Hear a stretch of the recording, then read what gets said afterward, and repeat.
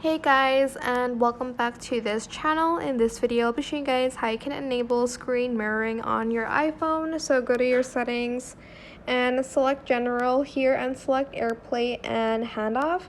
Select the automatically AirPlay to TVs and select either ask or select automatic. Then you're just going to bring the select down from the right corner.